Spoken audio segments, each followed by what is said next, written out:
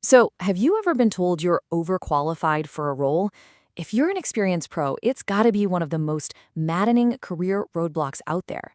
But what if I told you there's a strategic framework that can turn that so called weakness into your greatest strength?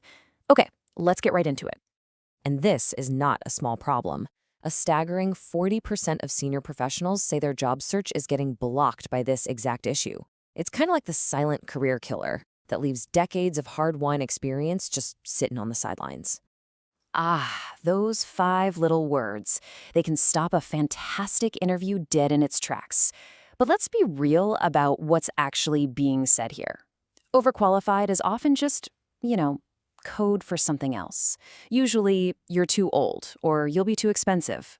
Today, we're going to crack that code. So, here's our game plan. First, we'll decode what overqualified really means to an employer. Then, we'll get into how to curate your experience on paper, how to defend against the objection in an interview, how to handle the money conversation, and then finally, I'll give you a 4-step action plan to put it all together. To solve this, we've got to see it from their side of the table first. What are they actually seeing on your resume that makes them hit the pause button, and what are the hidden fears that are driving that hesitation?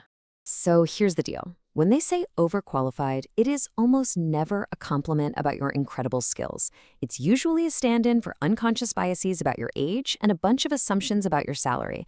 And you know what? Recognizing this isn't cynical. It's strategic. It's the first step to actually countering it. On your resume, there are about 6 things that tend to set off these alarm bells. Extensive tenure, say 15 plus years, multiple advanced degrees, a history of director or VP titles, a clear track record of high salaries. Even being known as an industry leader or showing a willingness to relocate can ironically get you flagged as a potential mismatch. These triggers, they tap into 4 core fears. 1, you're going to cost too much. 2, you're a flight risk who will leave the second a better role comes along. 3, you won't take direction from a younger manager. And 4, you'll get bored with the work. Our strategy has to neutralize every single one of these fears. So, how do we fight back? Well, it starts long before you even get to the interview, right there on your resume. We're going to use this really powerful technique called the Relevance Filter Method to reframe your entire background. Now, the Relevance Filter Method isn't about hiding your experience. Not at all. It's about curating it. Think of yourself as a lighting director for your career. You're shining this bright spotlight on the parts that are most relevant to this specific role, while kind of dimming the lights on the parts that might seem a little intimidating. And this breakdown shows it perfectly. About 70% of your resume's real estate should go to your primary relevance, the direct skill matches. 25% goes to secondary relevance, so things like transferable leadership skills. And that last 5%? That's for strategic omission. Those are the details you either downplay or just remove because they scream too big for the role. Let's make this real. Technique 1 is tenure compression. Instead of leading with 25 plus years of experience, you lead with the expertise you gained in that time. You see how the after statement communicates the exact same authority, but it does it without that big, scary timeline? It's all about depth, not duration. Okay, technique 2 is scope rightsizing. If you managed a $50 million budget and you're applying for a role that manages $10 million, don't lead with the giant number. Reframe it. Show them that your expertise is in the principles of management and scaling. That's adaptable, that's valuable, and it's way less scary to a hiring manager. And finally, you have to add forward-looking signals.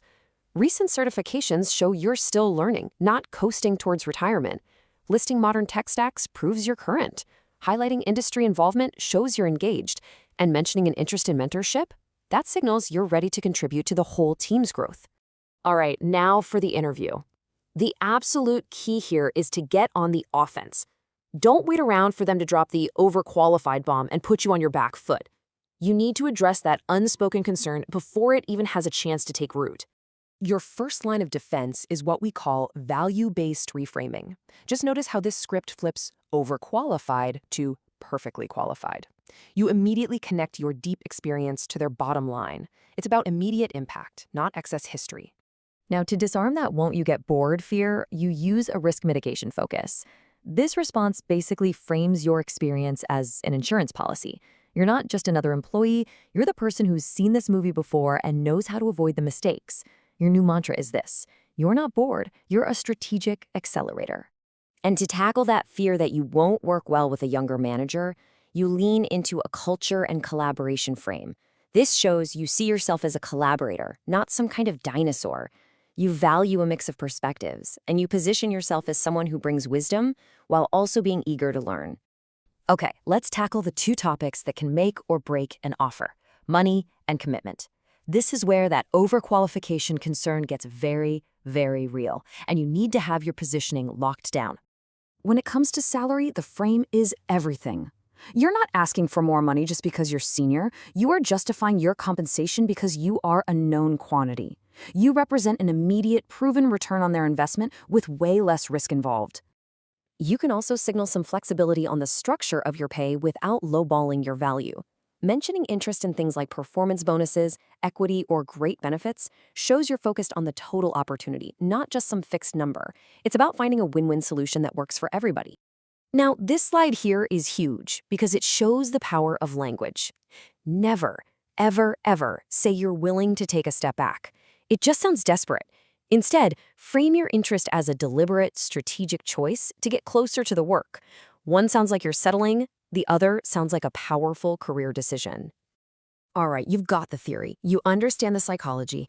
Now let's put it all into practice with a clear 4-step action plan you can use today. Here it is. 1. Audit your experience using that 70-25-5 relevance filter. 2. Build your value-based compensation script. 3. Practice those interview responses until they feel completely natural. And 4. Go back to your resume and implement tenure compression and scope rightsizing.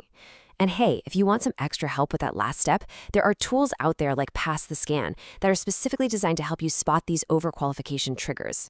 So, is your experience a liability or is it your ultimate advantage? Your extensive experience doesn't have to hold you back. It's an asset. With the right framing and a proactive strategy, it can be the very thing that sets you apart from every other candidate. The choice of how it's perceived, well, that's now entirely in your hands.